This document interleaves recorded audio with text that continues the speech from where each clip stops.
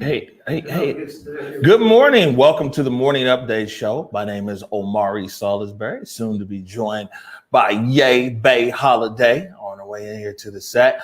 What's today? It's Tuesday of a short week. This week, we got an action-packed show for you today. We got the wordy and nerdy Kevin Schofield is going to be joining us to talk about the Seattle City Council budget. We're also going to be joined by Colleen Echohawk, the executive director of the Cheif Seattle Club, talking about Native American Heritage Month.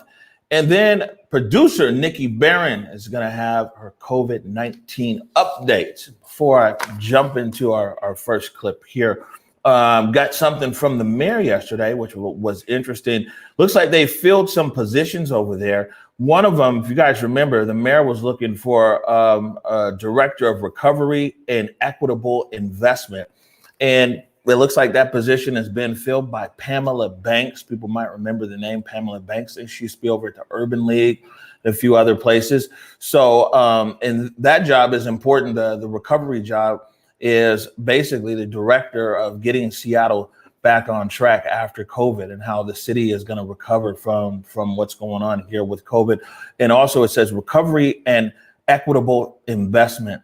And then also we're going to have a new deputy mayor. As one of the current deputy mayors, Cheif, is stepping down in the new year and is going to be replaced by Tiffany Washington.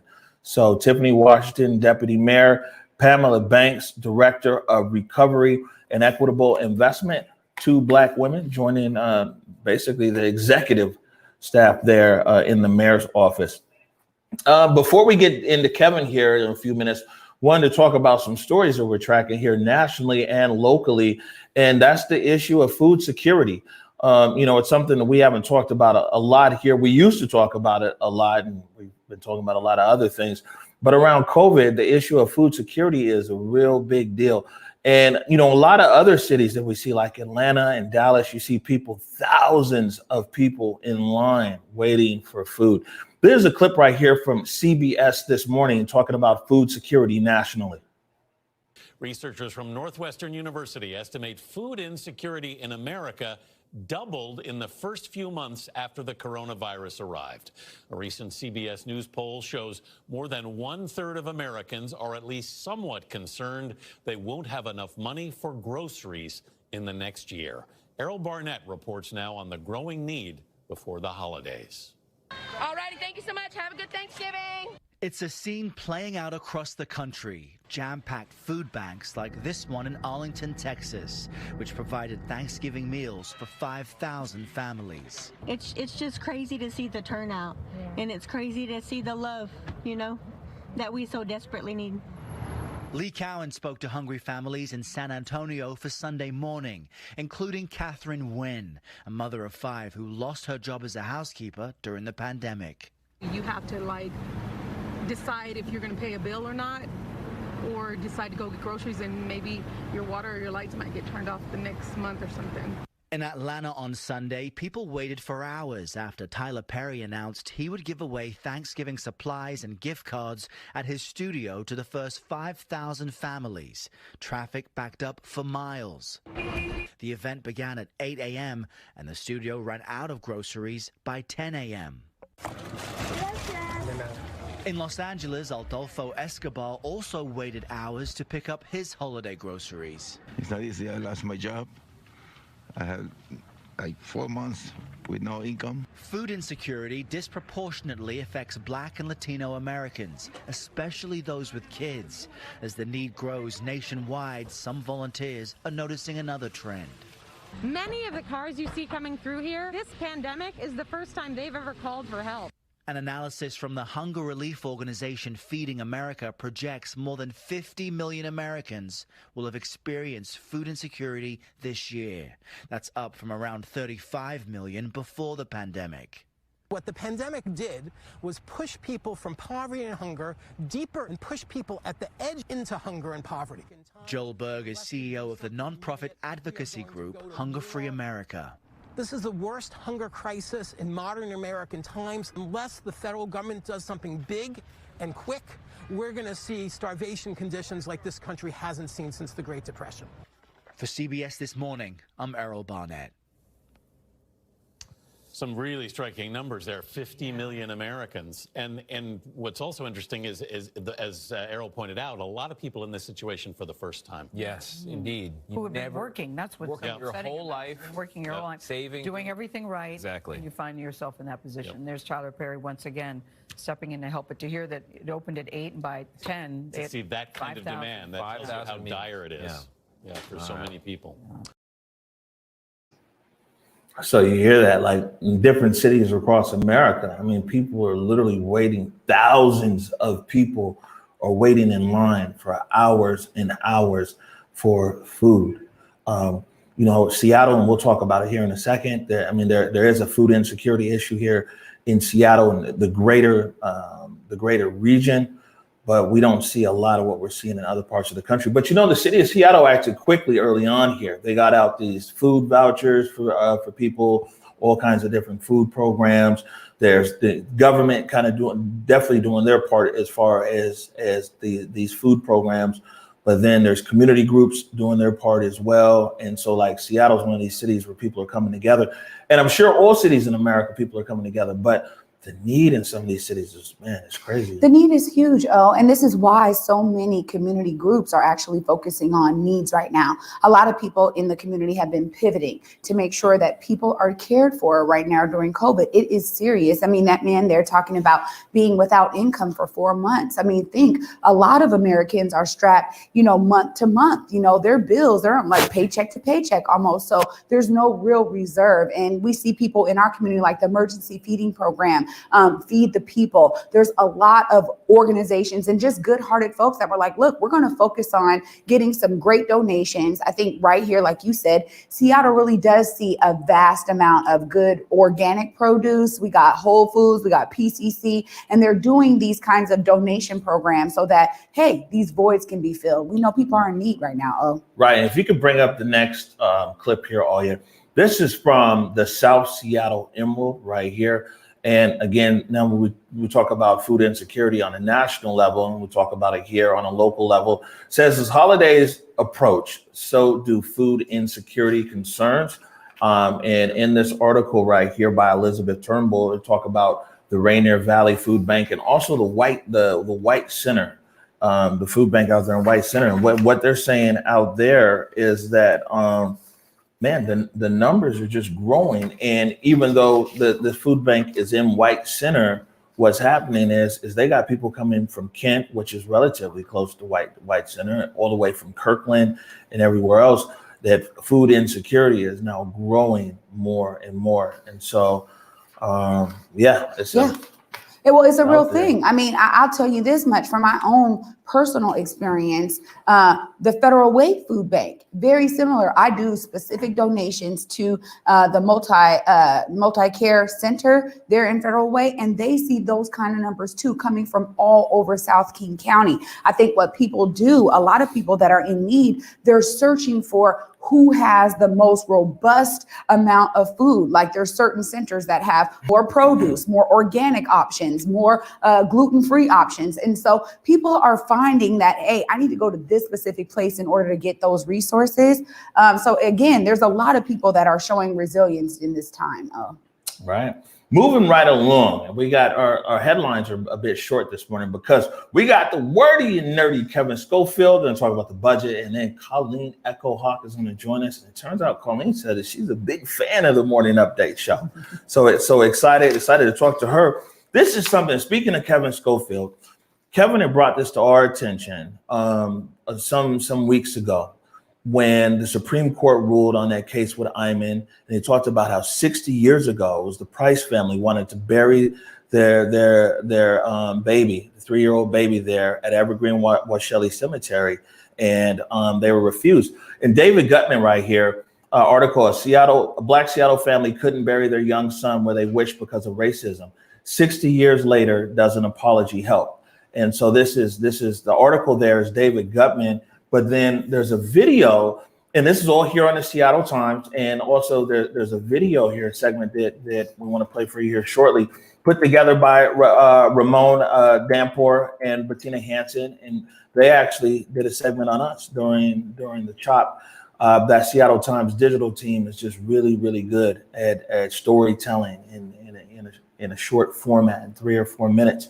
But yeah, if you remember, we talked about this, and I remember it was pretty emotional discussing it. It was like, man, that in the video they'll show it, but basically 60 years ago, three-year-old son drowned in a neighbor's pool, and they wanted to go and bury the baby up there at Evergreen Shelley Cemetery, and it was like, nah, no black babies allowed. And this short clip right here, it kind of explains how the system turned against the Price family. It's very interesting. Actually, let's play the clip all and we'll talk about it. So they wanted to know when you had to bury Milton Jr. I know. The Supreme Court wanted to say they were sorry. They wanted to apologize for how they treated you and Dad Milton back then. It's okay, Mom. Oh, Lord. It's been a long time. I can believe that. And that's where I was in that time.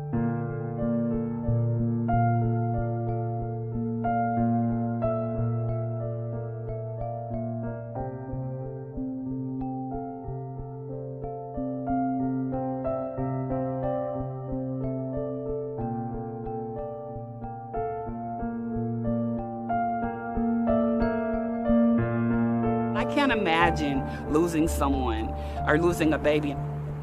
I think that was the hardest thing for her, is because that they had talked to her on the phone.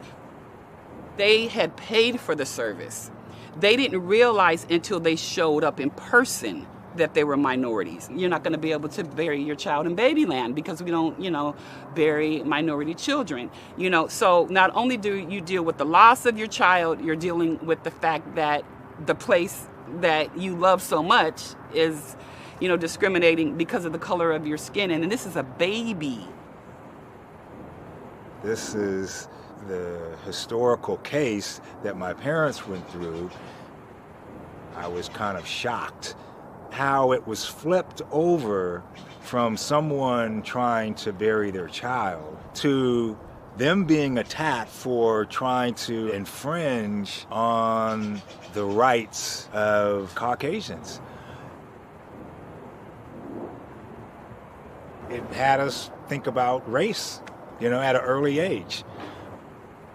My father was a police officer responsible for the law, and he still couldn't get justice for his child.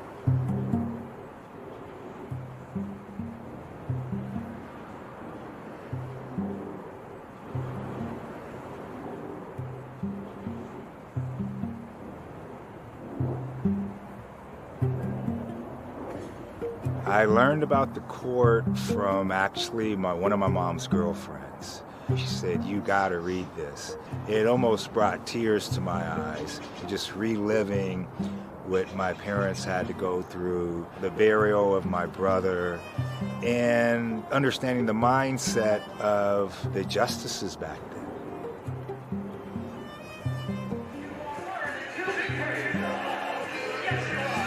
I'm happy and glad and blessed that my mom is still alive, that they recognize the harm they did to our family and our community. We have a broken system. I'm hoping that is not the end of it, that we bring more awareness. We have a lot more work to do.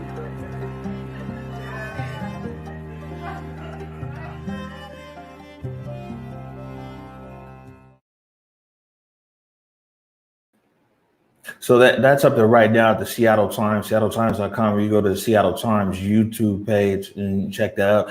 And I see it's got an emotional response out of you, Trey. Absolutely. I mean, it's one of those things where when I think about why we do this work and when we talk about equity needs to be infused in everything, it was inherently not built in anything. When you talk about uprooting systems and replacing them with systems that are equitable, that treat people fairly, It's these kind of stories right here, for me, that really hit home. They strike a nerve because, again, I think so many people are unaware of the atrocities within our history. And we learn through the Sankofa method. We look back to understand how we move forward. And we cannot sweep these kinds of atrocities under the rug anymore. They really need to be dug up. They need to be understood by a large, vast amount of people, because restorative change, sustainable change, transformative change, new systems built on equity and care for all people are so needed in this country. And you would think, maybe the funeral system wouldn't be so racist. And here we are. We have a great example of it. So this is why we fight for equity in everything.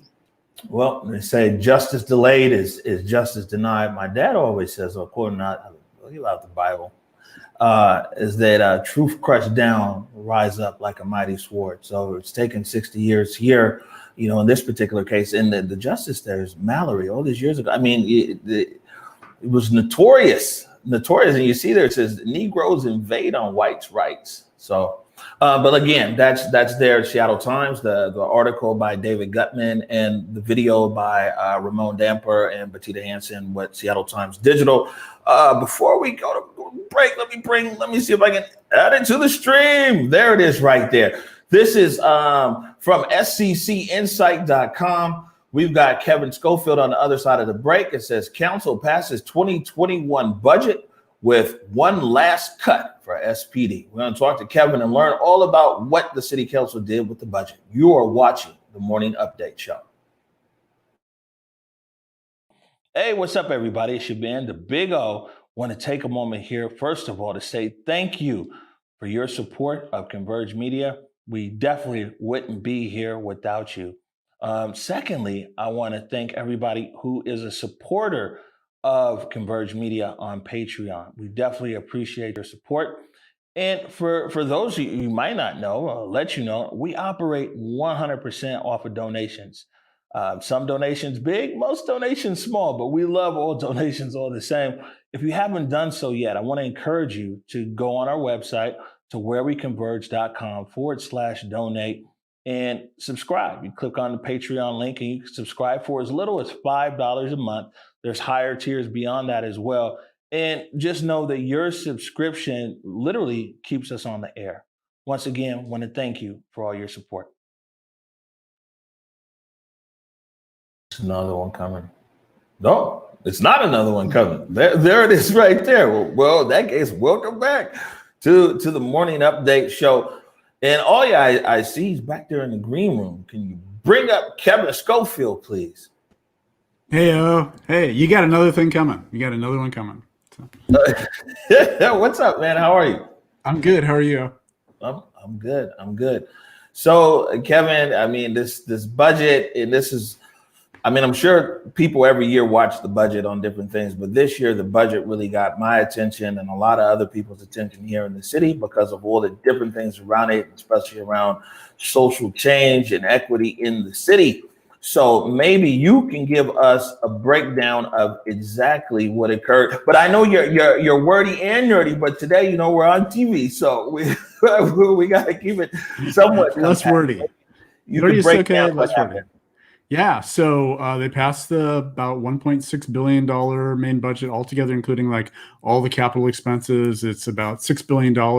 Last week, they cranked through about 160 different amendments to the budget. Some really small, some a lot bigger. They have taken the money that's coming out of the new payroll tax that they passed last summer, and they undid a number of the you could say austerity budgeting, but COVID recession budgeting, cuts that the mayor had proposed to try to make sure that they're laying off fewer people, that they're sort of maintaining the consistency of services in the city. We were talking about food insecurity a few minutes ago. One of the things they did last week was they added another $1.3 million to the Fresh Bucks program, just to make sure that that the city is doing everything it can to address food insecurity in all the places where it shows up. And, and then there's a lot of focus on, COVID response and making sure that we have the right, we're doing all the right things in all the different ways around the city. But then, of course, there's a big focus, of course, through the whole fall on the SPD budget and what's going to happen with that. And in the end, where they, laid out was where they ended up was when the mayor, submitted her budget, she was saying, I want to be able to, have funding for about 1,400 officers. The current thinking is that with all the extra attrition, unplanned attrition they've had this fall, SPD is going to end up at the end of this year at probably about 1,295 officers. And there's a plan next year, which estimates a number of additional attrition they'll have. Probably they originally estimated about 89 next year. And the hiring plan they put with that said that they'd be able to hire about 114. So it'd be a tiny little increase, kind of back up, not compensating entirely for all the extra attrition that's happened this year, but it would be concentrating, it would move back up a little bit. And that, obviously, I think, you guys heard this in the community as well over the last few days. There's a pretty, unpleasant response to that of like, hey, wait a minute, SPD could potentially grow a little bit next year. I thought we were trying to, reduce the size and impact of the police department. Maybe not by 50%, but, although certainly there are people advocating for that. But, why the heck would we let them grow back up a little bit, from there? And, it gets into these questions about, to what extent do they need to be able to hire back people to cover, places where they've lost people on patrol, lost people in specialty investigative units to make sure they can cover all the bases what they need to cover. But in the end, yesterday, there was one last minute amendment that the city council put through that was another $2 million cut to SPD. And so now where they're going to end this year about $1,295, it looks like they'll end 2021 about, if the estimates are right, about 1286. So what happened was last Friday, the council got some updated news on October, and SPD's attrition in October turned out to be higher than everybody originally thought it was going to be. And so what the city council is now saying is, based upon that, we think that the higher attrition is going to extend through next year. So, 89 is a real lowball estimate as to how many people are going to lose next year. Let's make that 114, and let's plan on them being even next year. And, to be quite honest, both of those numbers, the number of people they think they're going to hire and the number of people they think they're going to lose are, testing, like, they're kind of made up numbers, right? And there's estimates every year on what these numbers should be, and they're wrong every year, maybe a little high, maybe a little low, depending on all the different things that go on during the year. But, the city council gets to say how much funding SPD has, and they're saying, the amount of funding we're going to give you is assuming you're going to be flat next year. Wow, Kevin, thank you for that recap. I just have really one question. And good morning, Kevin. Hey, good morning. I love your earrings. You always have the best earrings. Thank you, Kevin. Well, I really have this question. What does this mean for community groups? We have these coalitions, DCRIM, King County Equity Now. What does this mean for them? Yeah, so one of the things that the city council has been doing as they, and they made a series of cuts to, kind of surgical cuts to SPD this fall. They've been taking the money from that, and they've been putting it into a fund to invest in community investments so that we can, as a city, grow and scale up community-led alternatives to make sure that we have community safety that don't involve sending out armed police officers to everybody. So going into last week, they had about $30 million set aside for that. This last $2 million that they cut yesterday is also going into that. So that's $32 million. On top of that, they've got $10 million they're putting in this year, and they've set aside $3 million in a contract they just signed with King County Equity Now to run this participatory budgeting process next year. So and then there's the mayor's $30 million equitable communities initiative. So there's on a number of different fronts things going on to that the council has made sure happen to make sure that there's money to invest in community-led programs so that we really have alternatives. I think as we get into this year and we get into the participatory budgeting process, we're going to, have to figure out a lot of hard questions around how quickly we can really spin those up, right? And what is it going to take so that 911 dispatch calls go to these other organizations instead of to SPD or the fire department so that we can have the community really taking the lead on these things. There's a lot of logistics that still need to be worked out on this stuff. But the city council has really said, look, we're not done cutting SPD, but at this point, we need to really, invest in and scale up these community alternatives first before we flip the switch and say we're going to the community instead of SPD on these things. And they're really, what they're saying is they feel the pressure to reduce SPD and reduce it quickly. They also, are kind of hesitant until we really all feel comfortable that we have the alternatives in place on that. All right. Well, I mean, a lot of feedback that I got was that different community organizations see it as a win for them. Maybe not the whole win that they wanted, but they're seeing it as a win in a line of wins. Kevin, I got less than 30 seconds here. We'll see if you can do it. Real quick, something else here. Let me put this up on screen. Is this new car tab fee? Can you tell us about that real quick? Yeah. So up through the end of this year, with the old Seattle Transportation Benefit District, car tab part of that has been $80.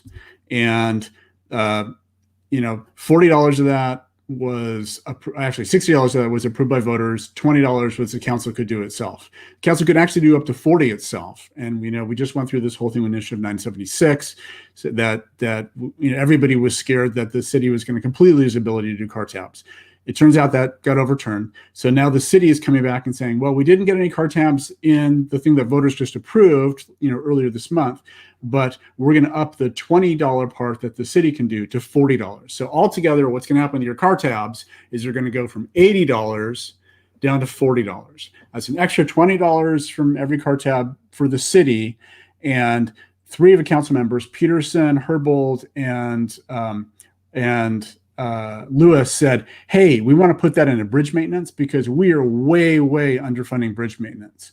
And a number of the other council members said, whoa, let's do a 3-month community sort of stakeholder process and figure out if there are other priorities that it should go to instead. So that's what's going to happen the first 3 months of 2021. They're going to run that lead process, and we'll see what recommendations come out of that. The bridges is literally falling down. I know that. Yeah, it's interesting. Like 30-40 million a year in maintenance. Yeah, so they just earlier this year they got a report from the city auditor that said that based upon industry standards, the city should be spending somewhere between $30 and $100 million a year on bridge maintenance, and we're spending $8, right? So Council and Mayor got some more money in there, so it looks like it's going to be about 12. This $20 car tab would have put, because it's only going to be about half of next year because they need 6 months to get it up and running. It would add another 3.6, but in the years after that would be about $7.2 million.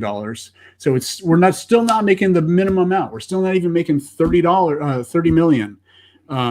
But it's sort of edging closer. I think, one of my concerns, and I think, of the 3 council members who are pushing for putting into bridge maintenance, I think their big concern was, this is an auditor recommendation saying like, we're way off. And, bridge maintenance is not sexy, right?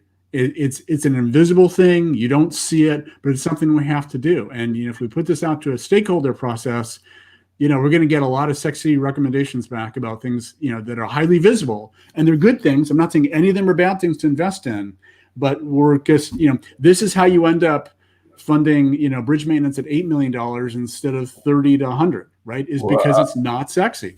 I'll tell you this, for people that live in West Seattle, it's definitely a visible issue now. It's a visible issue now. Yeah, absolutely. It is now.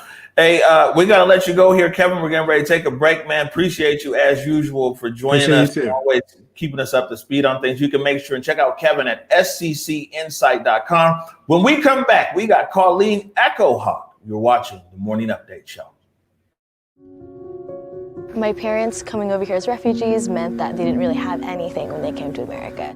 Having reliable healthcare and having a reliable doctor was really important. Gong dong ku tôi, Jamite của tôi. 我的社区，我的诊所。Mi comunidad, mi clínica. Bulshada iyo baqaaraha. My community, my clinic.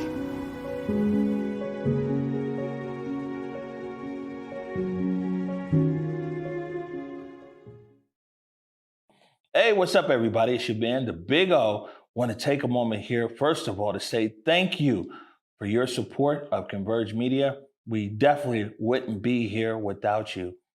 Secondly, I want to thank everybody who is a supporter of Converge Media on Patreon. We definitely appreciate your support. And for those of you might not know, I'll let you know, we operate 100% off of donations. Some donations big, most donations small, but we love all donations all the same. If you haven't done so yet, I want to encourage you to go on our website to whereweconverge.com/donate and subscribe. You click on the Patreon link and you can subscribe for as little as $5 a month. There's higher tiers beyond that as well. And just know that your subscription literally keeps us on the air. Once again, I want to thank you for all your support.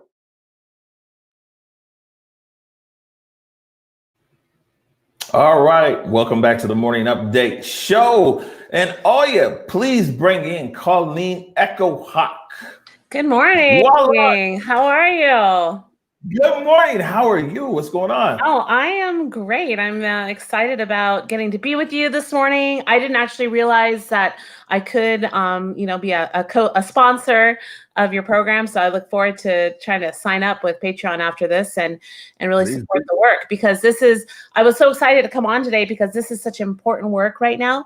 The mainstream media, has not always seen equity as a lens that they should be reporting on. So anyways, I could go on and on about why it's so great to have Converge Media as part of the Seattle scene now. Well, thank you. And we appreciate your support. It's Native American Heritage Month, and this week Thanksgiving here on Thursday. We'll hop into that in 1 second, but why don't you briefly tell the audience all about the Cheif Seattle Club? Sure. So the Cheif Seattle Club is a human service agency right in the heart of Pioneer Square. We provide 7 days a week access for our relatives who are experiencing homelessness, care at our community center right in Pioneer Square. We also are building housing and have a small project called Eagle Village that's already open, modular style housing right in Soto area. The reason we do this and the reason we are passionate about it is because Native people have the highest rates of homelessness in our region. And in fact, it's not just in our region, it's around the country. To me, when I think it and when I say it, and I do think and say it all the time, that is a moral outrage that Native American people, the first people of the land, the indigenous people of this place, are the most likely to be homeless. That is incredible, and we should be taking action. We should be noticing.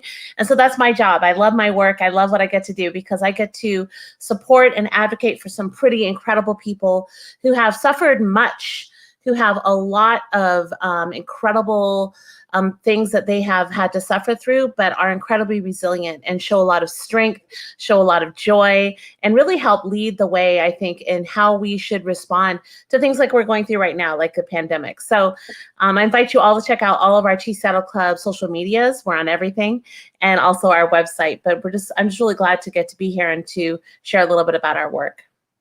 Right. And, when you talk about the disparity in homelessness, there's also a big disparity amongst Native Americans and how they're impacted with COVID, whether it's even in the big cities or on some of the reservations that we see nationally.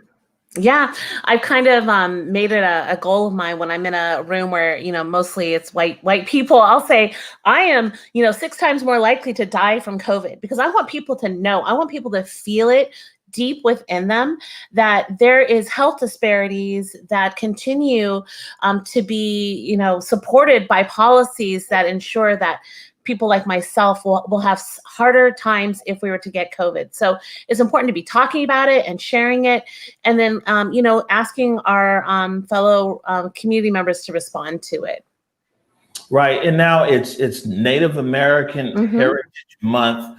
And also this week, Thanksgiving, and different parts of America have different sensitivities around even the word Thanksgiving. You go to some places, it's hey, Thanksgiving. Seattle's is a bit different, and we see Yeah. that also with Columbus Day. You know, Right. it's the Indigenous Day here.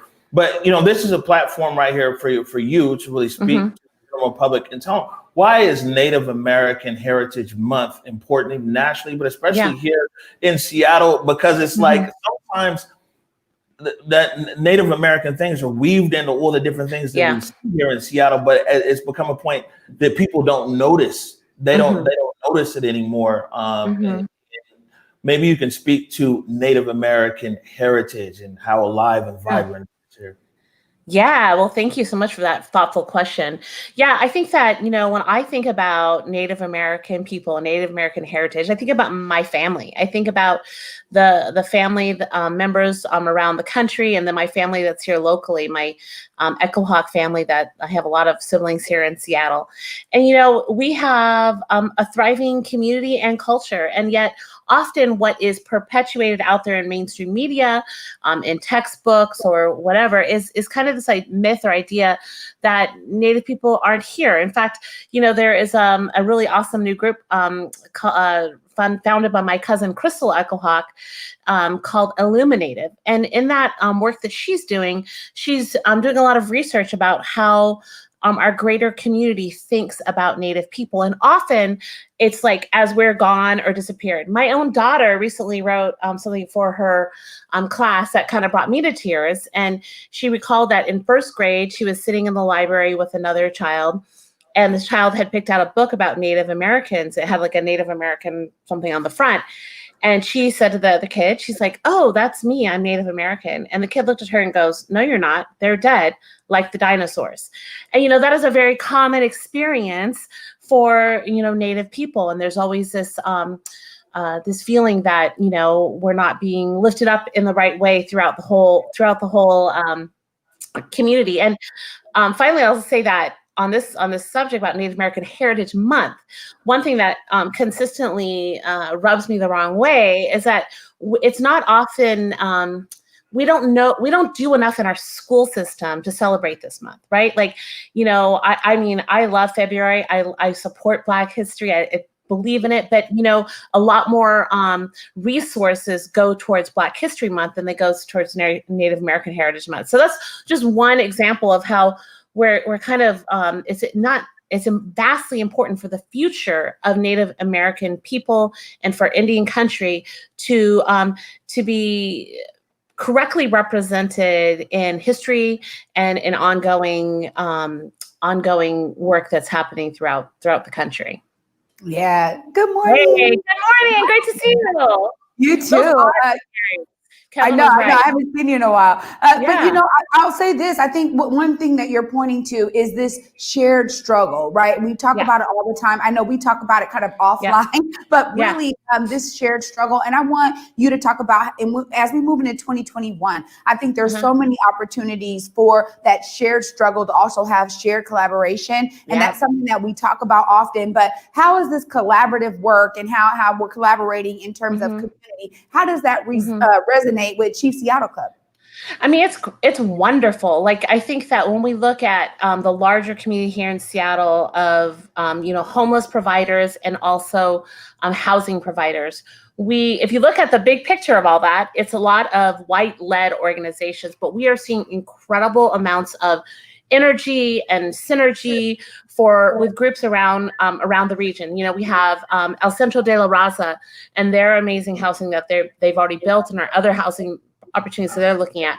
We have Africa Town, where, you know, the Liberty Bank building is truly historic and wonderful, helping like push through some really incredible barriers. And, you know, just other folks out in the atmosphere, you know, out in White Center, Celie and her group, they're building housing. And so we're seeing like this amazing surge of BIPOC community who are saying it is our right and responsibility to house our community members. And we're going to work with each other. We're going to, you know, understand what each other is doing so that we can do this in a better way.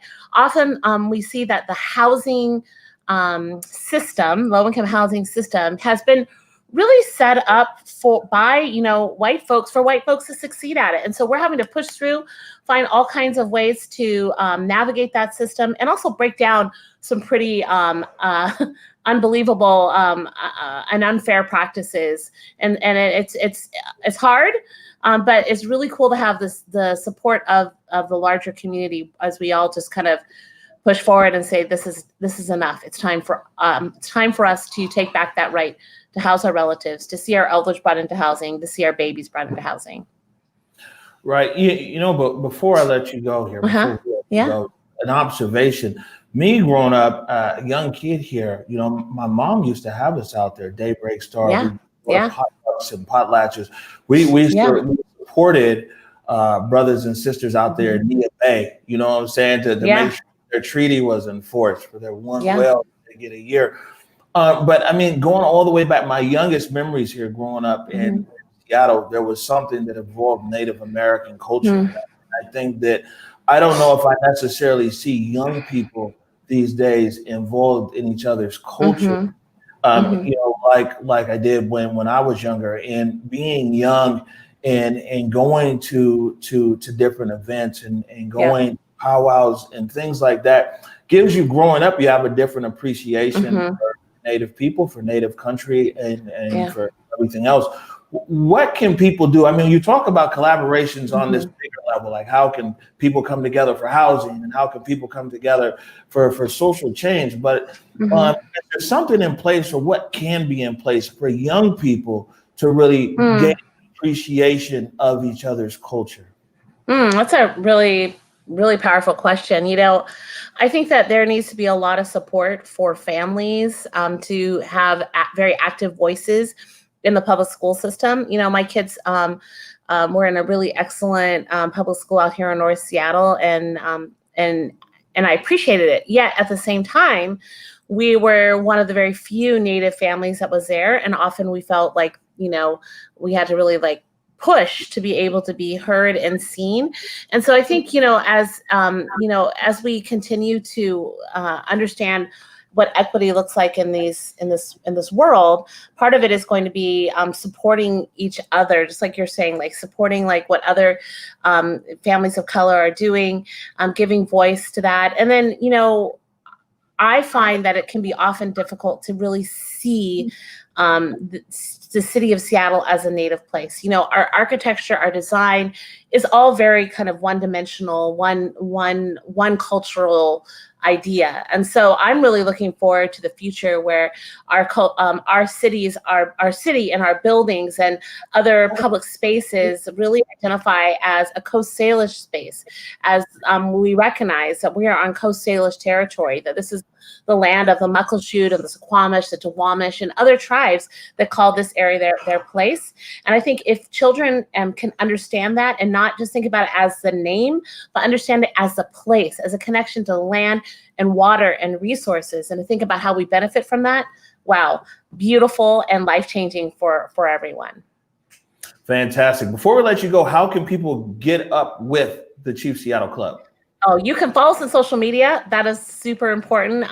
We share almost every day about what's going on at the Cheif Seattle Club. You also can check out our website and support us. We are always looking for donations. This has been really hard time for everyone, and it's hitting our community quite significantly. You were talking about food insecurity at the beginning of the show today. That is a big concern for us. We have a lot of folks who are really struggling. We have elders who are not able to get out of their houses like they used to. And so we're delivering food. We're creating a nutritional food program. Supporting us and helping us get those with dollars so we can get that food out there is just more important than ever. So thank you so much for asking that question. All right. Colleen Echohawk, thank you so much for joining us this morning. Yeah, glad to be here. Thank you so much. All right, we're going to take a break right now. When we come back, producer Nikki Barron has a COVID update. Hey, what's up, everybody? It's your man, the Big O. Want to take a moment here, first of all, to say thank you for your support of Converge Media. We definitely wouldn't be here without you. Secondly, I want to thank everybody who is a supporter of Converge Media on Patreon. We definitely appreciate your support. And for those you might not know, I'll let you know, we operate 100% off of donations. Some donations big, most donations small, but we love all donations all the same.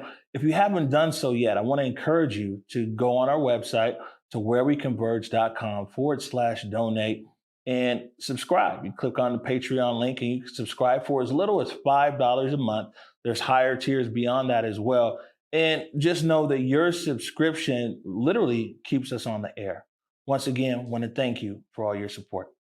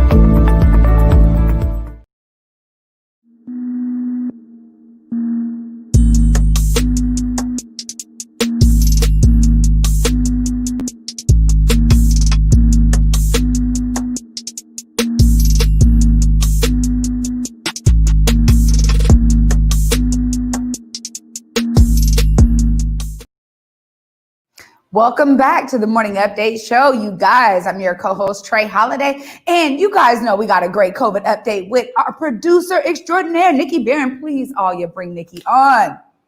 Hello, hello. Hey, how are you?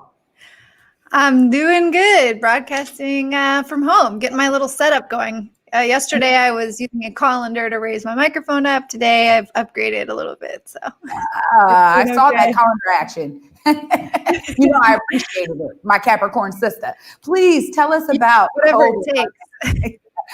What is going on in the world of COVID? So here are today's numbers updated as of about 5 p.m. last night. So between Friday and 5 p.m. yesterday, we saw an increase of 6,277 confirmed cases in Washington. Hospitalizations rose by 331 over the weekend. We lost 36 Washingtonians over the weekend as well. So numbers they're not looking up for us. But I mean, well, please. We're not surprised. I heard you say, but please, but what? I was just going to say we're not surprised. Holiday travel is up. So my next story that I was bringing to the table is that New Zealand actually released a study on Friday that detailed the spread of COVID-19 on a long-haul flight. So this 12-page report released by the New Zealand health officials last week followed a cluster of coronavirus cases linked to one passenger traveling on an 18-hour flight from Dubai to New Zealand in September. This traveler actually tested negative with a PCR test the day before the flight. And during this flight, they actually passed COVID on to at least 4 people while the person was pre-symptomatic and ended up spreading to 7 people total. And it's important to note that spread was only 7 people because New Zealand actually has some of the strongest quarantine rules and contact tracing in the entire world. It's also a confined, a small island. So they were able to lock that down and only have 7 cases. But there's this idea that air travel is safe because they filter the air, things like that. Boeing released a kind of sketchy study basically saying that it was safe. But as we can see here, even with a negative test, it is possible to spread COVID while you're traveling.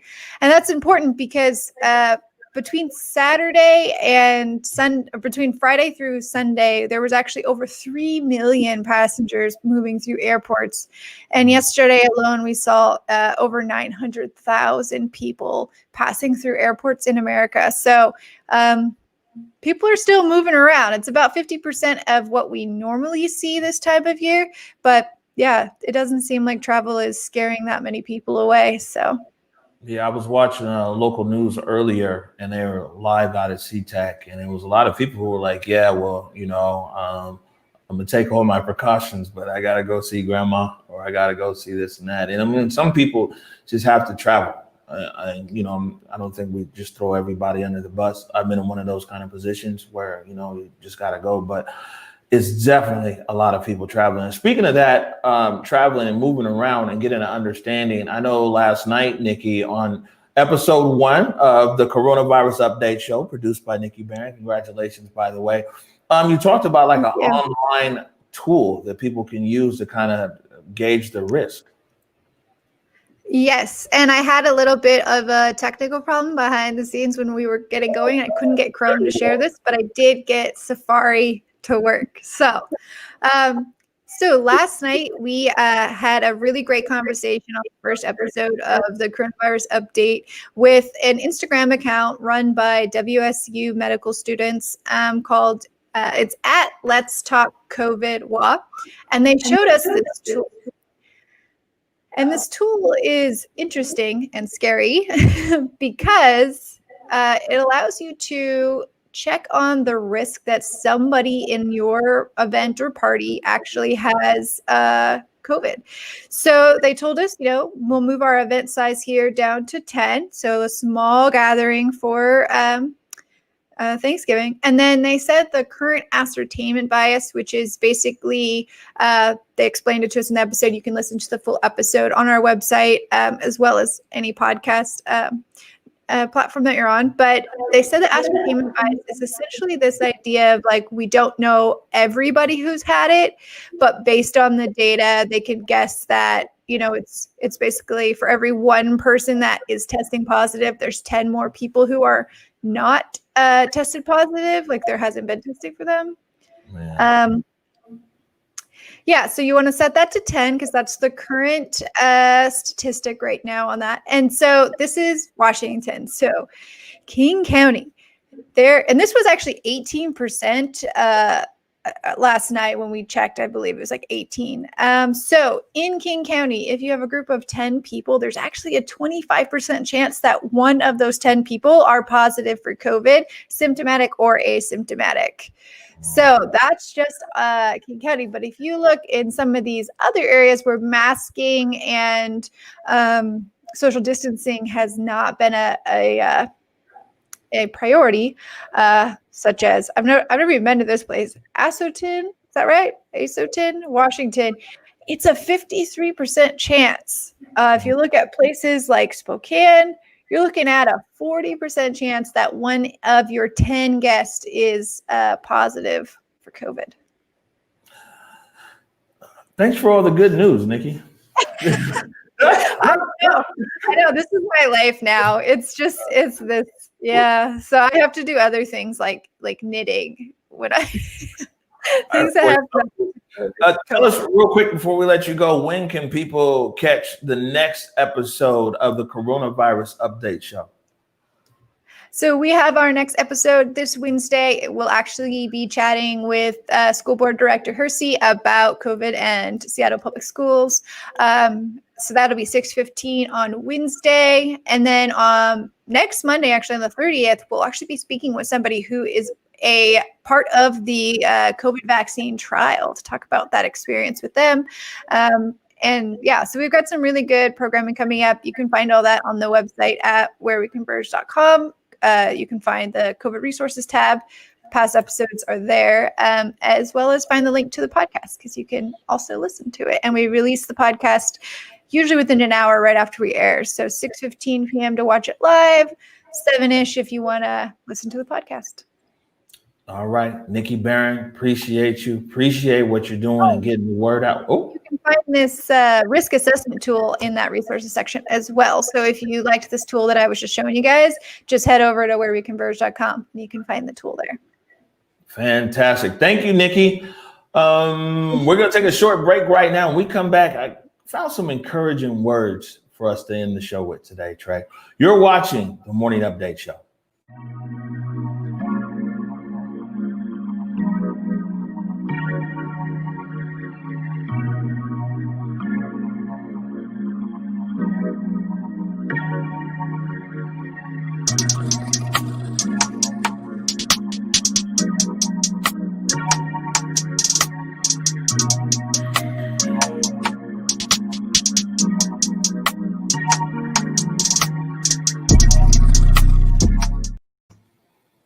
All right, welcome back to the Morning Update Show. A reminder, great way to support our work here at Converge is get you some Converge gear. And oddly enough, today's probably one of the first days in like 2 weeks I haven't worn something Converge. But you can go to whereweconverge.com/shop. You can pick up a hoodie, you can pick up a t-shirt. We've got a few, just a few of the limited edition breast cancer t-shirts. There's still a few of those left.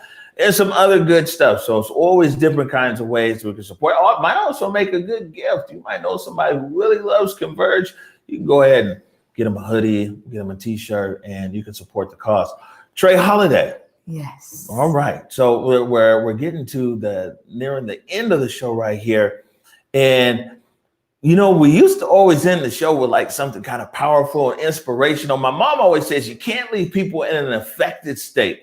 And one of the best things about the Morning Update Show was leaving people inspired. So I found this clip right here. This was actually from Newsweek about a year ago.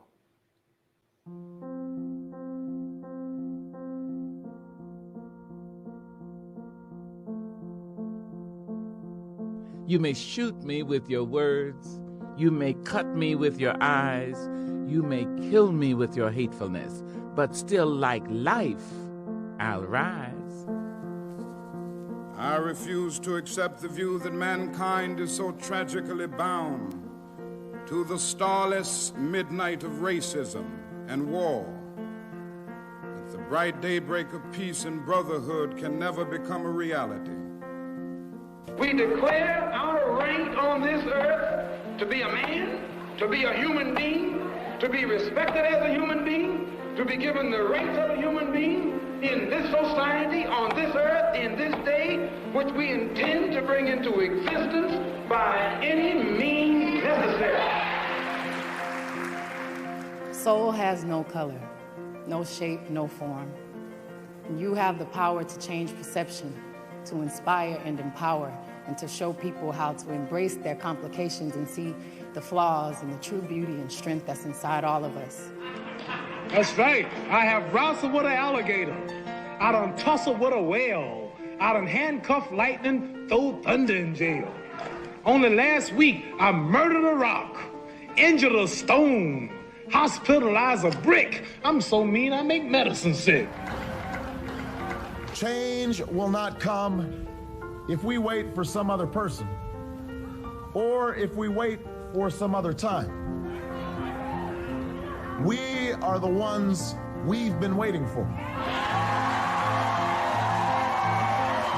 For those who marched, and for those who prayed, and for those who sang and bled, and for those who believed, and for those who died, I stand as 10,000 to the 10th power. I don't think there's anything else to say. Until tomorrow at 11 a.m. Peace. Peace. Lift every voice and sing till earth and heaven ring, ring with the harmonies of liberty. Let our rejoicing rise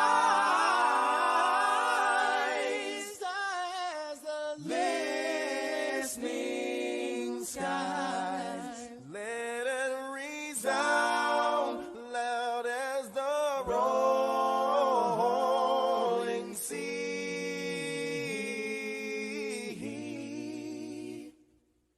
Sing a song full of the faith that the dark past has taught us. Sing a song full of the hope that the present has brought us.